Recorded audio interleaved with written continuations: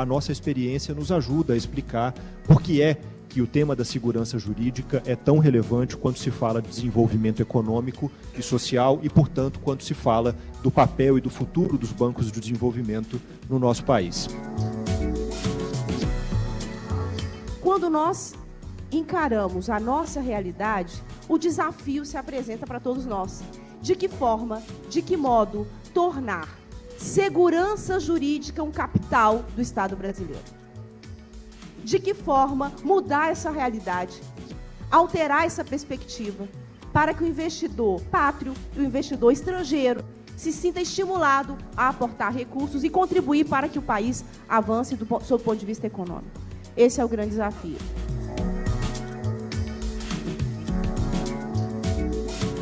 A produção legislativa no Brasil é muito mal feita. Uma das razões é porque as leis, o conflito político que existe no Congresso, ele não é resolvido na hora que você produz a lei. Você faz uma lei propositalmente ambígua, de forma que os dois lados do conflito se sintam contemplados naquela legislação, e o conflito então passa para a esfera judicial para ser dirimido, e aí obviamente gera dúvida, porque o juiz está tentando resolver um conflito que é político, não é uma interpretação da lei. Acho que há uma questão essencialmente cultural a ser superada, porque já há algumas ferramentas normativas, já há alguns instrumentos que permitiriam um cenário menos assustador de insegurança jurídica, mas muitas vezes eles ficam subutilizados ou são neutralizados pela questão cultural. Existem normas que hoje, muito louvável a iniciativa que a ministra Gleice aqui comentou sobre fazer uma espécie de higienização do estoque regulatório do país, e existem muitas regras hoje que não fazem o menor sentido do ponto de vista de investimento. Não é possível, por exemplo, no setor de telecomunicações, que tenhamos ainda exigências de ter orelhão no meio da rua. Ninguém usa mais orelhão hoje, né? Tem que ter um orelhão a cada conjunto de 300 pessoas. Isso existe ainda hoje.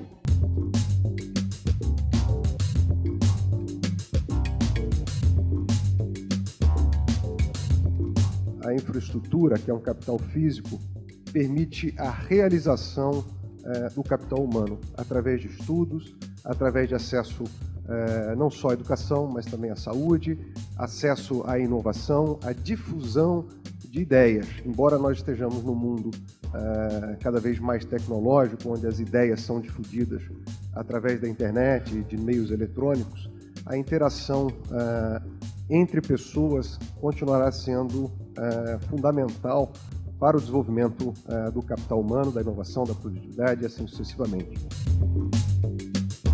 Os novos desafios do trabalho, que o Banco Mundial acaba de lançar um relatório, ele também se coloca para países desenvolvidos em desenvolvimento, porque a realidade é que o desenvolvimento ele não é uniforme dentro de um país.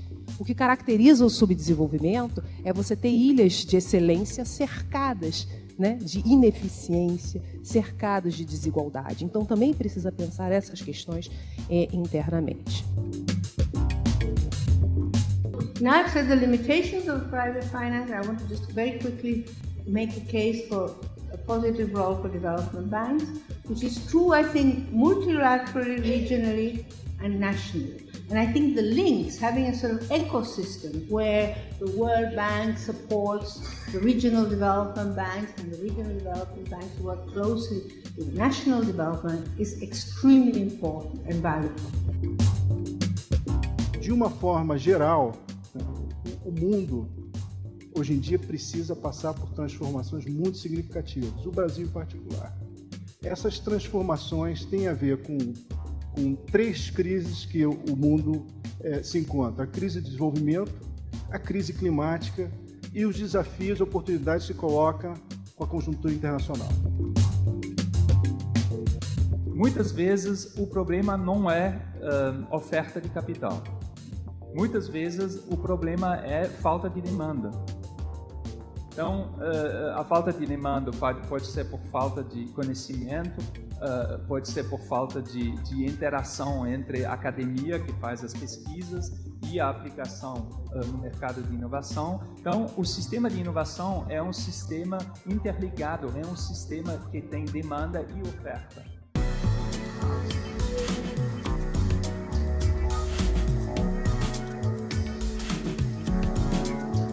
E nós temos, então, um lado onde o desmatamento ocorre de maneira autorizada, dentro da lei, mas nós temos um desmatamento, e os números e os dados de monitoramento mostram que essa é a maior parte, que ocorre à revelia, ao arrepio da legislação. E aí, já passou da hora da gente ter tolerância quanto a isso. Do ponto de vista da coalizão, a gente entende que na NDC brasileira, o fim do desmatamento ilegal está apontado para 2030, mas a gente entende que isso tem que acontecer muito antes. Não é inadmissível que a gente continue achando que não, eu vou acabar com o crime daqui a 12 anos. É muito tempo. A gente precisa antecipar essa agenda e esse é um elemento fundamental. E como é que você faz isso? Você faz isso com inteligência, você faz isso com monitoramento, você faz isso com fortalecimento dos instrumentos e dos agentes de fiscalização.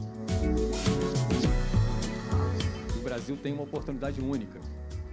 Eu diria que se nós não aproveitamos como deveríamos o boom demográfico, talvez devêssemos prestar atenção e aproveitar o boom climático e do agronegócio.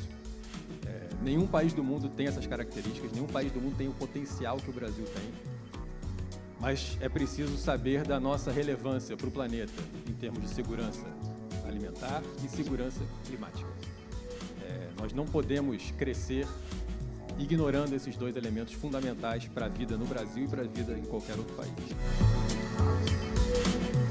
A gente tem uma oportunidade não só em biocombustíveis, que é a parte mais visível de bioeconomia, a própria agricultura em si é a bioeconomia mais antiga do mundo e a que mais emprega no mundo, a que mais emprega no Brasil, 20% das pessoas, dos brasileiros estão empregados no agro.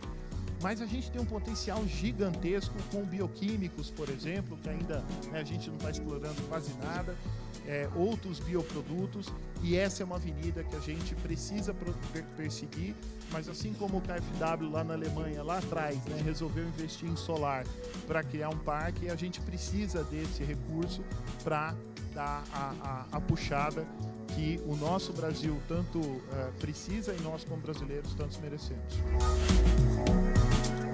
Se nós conseguimos mobilizar os recursos para poder investir num programa, na plataforma pré-competitiva de pesquisa, desenvolvimento e inovação, como foi feito no PIS Eucalipto no passado, a gente consegue, de fato, colocar essa nova economia florestal com espécies nativas operando e funcionando. Então, você veja que isso, primeiro, a gente tem que mudar a nossa cultura de entender que restaurar, recuperar áreas não é um custo mais, é um investimento. É óbvio que é um investimento que tem um retorno de mais longo prazo, mas você consegue também, até através de sistemas agroflorestais, como o Edu comentou, de você ter um retorno até no curto prazo também. O Brasil pode liderar pelo exemplo, conciliando desenvolvimento e sustentabilidade. Essa questão de preservar e produzir, na coalizão a gente convive com isso e vê que a sinergia que pode ser tirada daí é muito grande, tem solução. Essa não é uma equação sem saída, ao contrário, é virtuosa na cooperação.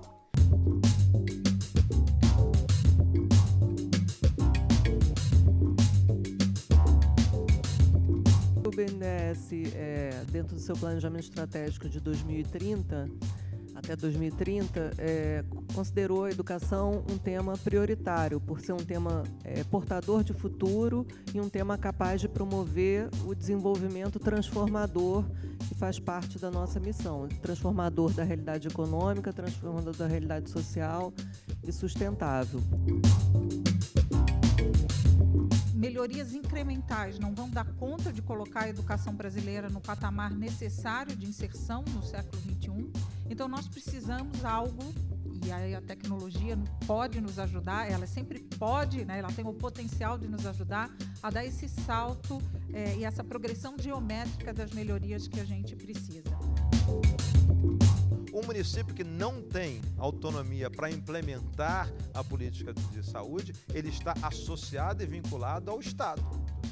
Na educação isso não existe. O município com capacidade ou não capacidade terá que fazer a educação infantil e o ensino fundamental do jeito que lhe couber. Não há nenhuma noção de sistema.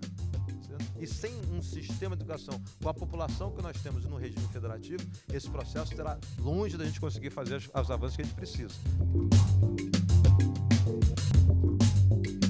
A gente está passando por um momento em que você decorar um monte de coisas tem muito menos valor.